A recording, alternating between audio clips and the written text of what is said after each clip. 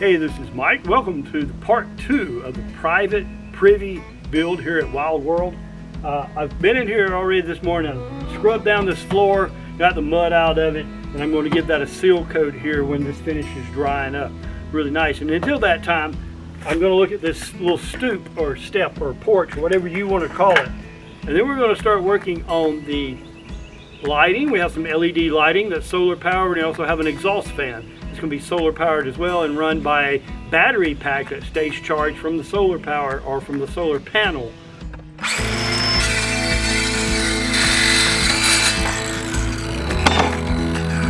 Oh yeah, that'll do.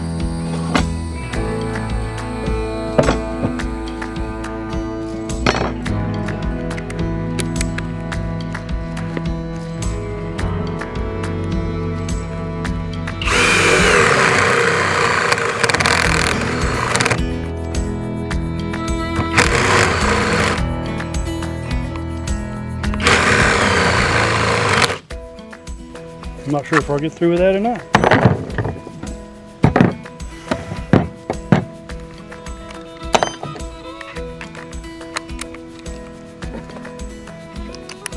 Somebody tell him there's no battery on his drill. Uh-oh.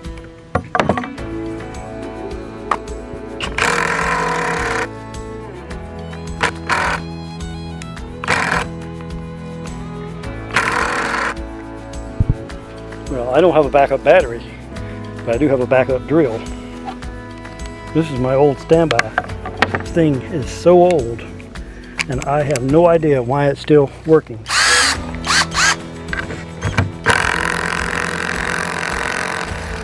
I thought Simonized was a car polish.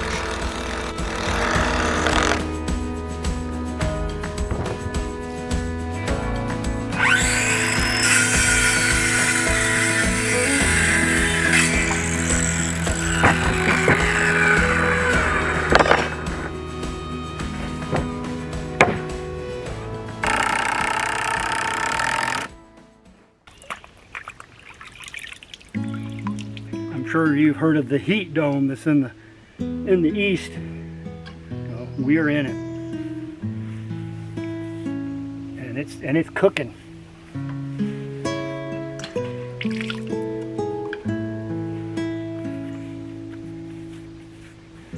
That is so fashionable.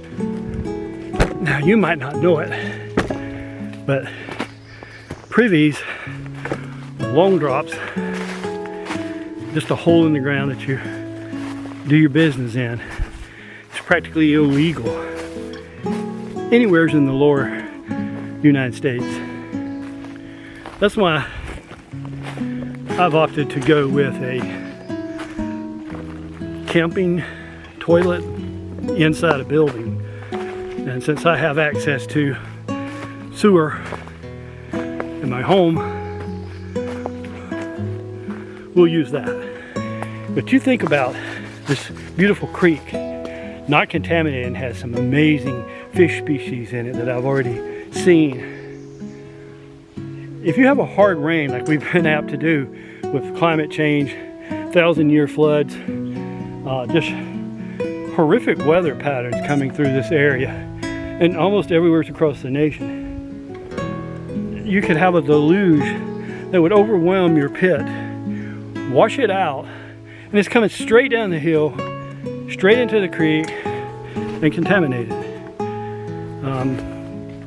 Those are real problems that people had in the past. That's why hunter-gatherers picked up and left after a while. They depleted an area and they hunted out the area. They also pooped out the area. It was stinky, and they picked up their camps and they moved on to fresher grounds. Consider all these things, that it's better the way we live now than the way it used to be.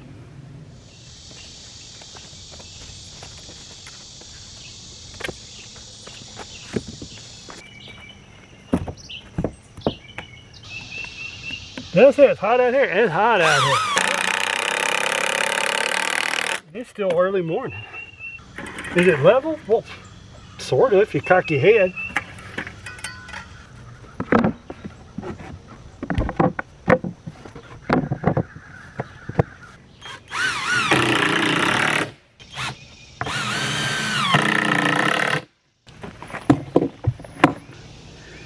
a good place to sit. A great view down through here. Well, great view. It's a view. So the next thing I do is got to clean this off a little bit, and then I'm going to get the poly on the floor and then work my way out onto the new step here, or onto the little deck. Sitting flush on the ground. These are all treated timbers except for the plyboard, which is why I want to get some sealer on it. Let's do it. After we take a water break. Holy moly. You see? You see that? And I got sweaty knees, so I'm trying to stay off of it. Now normally I would use a marine grade poly or an external. This is really for interior, but it's all I got. So I got to get something down on it. Now I would prefer an oil base here, but I don't have one. And I'm not holding up production to go get it. The other Marine 1 poly that I put on the exterior of this building, it's an entire gallon went on here. And it's one and done, but it's also $65 to $70 a gallon. So, you know, you have to fight the right battles. Money doesn't grow on trees, and never has, never will. Unless you're a pecan orchard. Now we can use it all up. Oh, go away, ant. I'm sorry, I polyed you.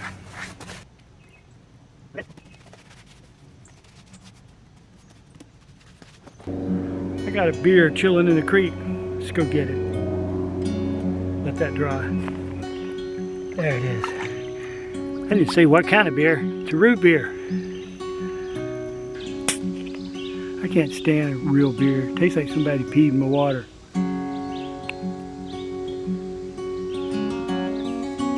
But that's a nice drink. This one happens to be caffeine free, which I can probably use a little of right now. And it's so hot. My little celebration down by the creek bank.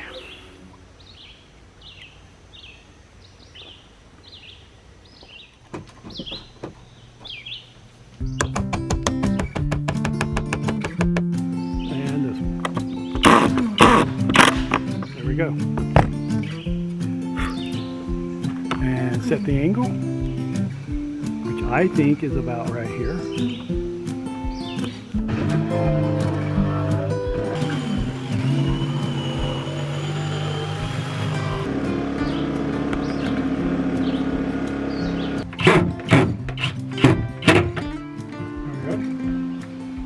Slot right here that fits over the cable. That's just a snap-on.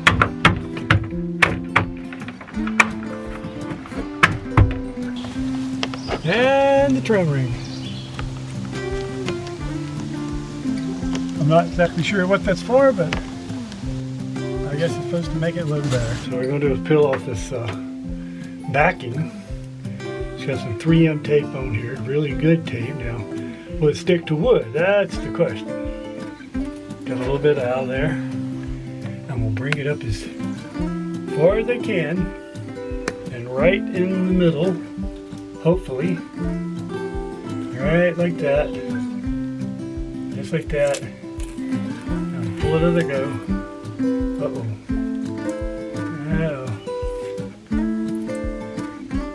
Now it's not going to be perfect. It doesn't need to be. Alright, when I last left you, I had just finished the LEDs, and today it's so hot and sweaty and so hot in this little house, I just wanted to get in and get this done to finish it up. And it's not, well, it is past noon, but it's getting hot. Now, if you'll see this is my skylight that's overhead. Get a lot of light from that, but at night you won't have any, and on really bad days you won't have any. It'll be a dark hole.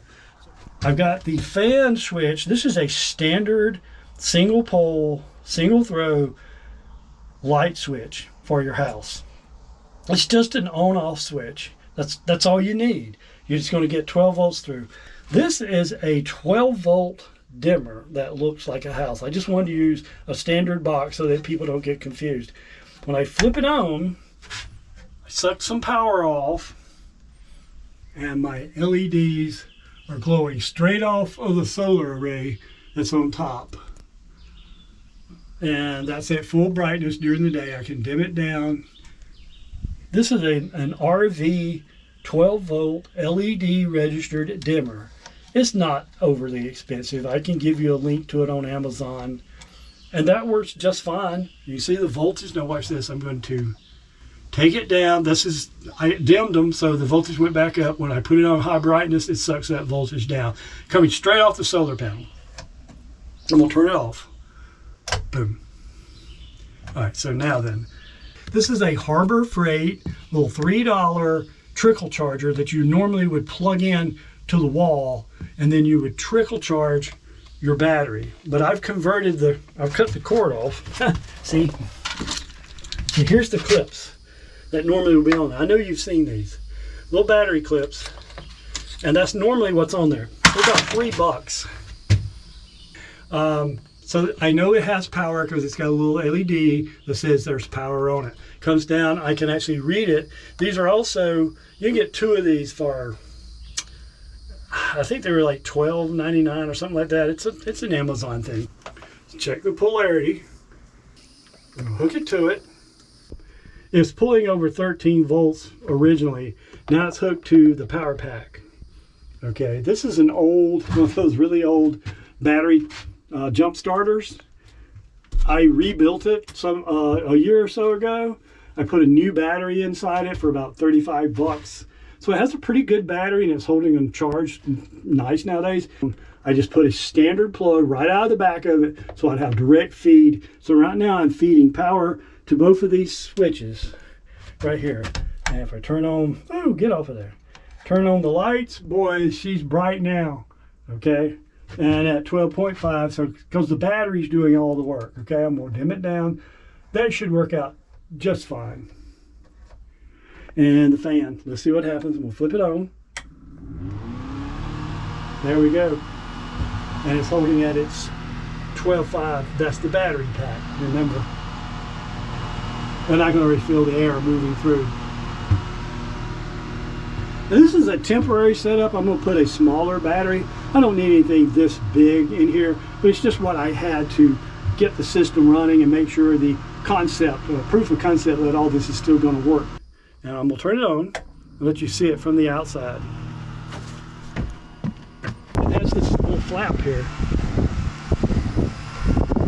which will close when it goes off and keeps the buggies and the varmints out. So I'm going to turn this off. Boom. There we go. You hear it close. My little homemade locking system. And right now it's going to be that. Later it will be an oak stick that'll go in there. There's the view. Oh, I hope you like that. What else is there to do?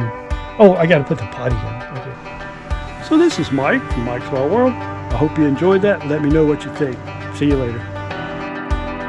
Like and subscribe if you can, and leave a comment. It's a wild world, so get out there, and thanks for watching.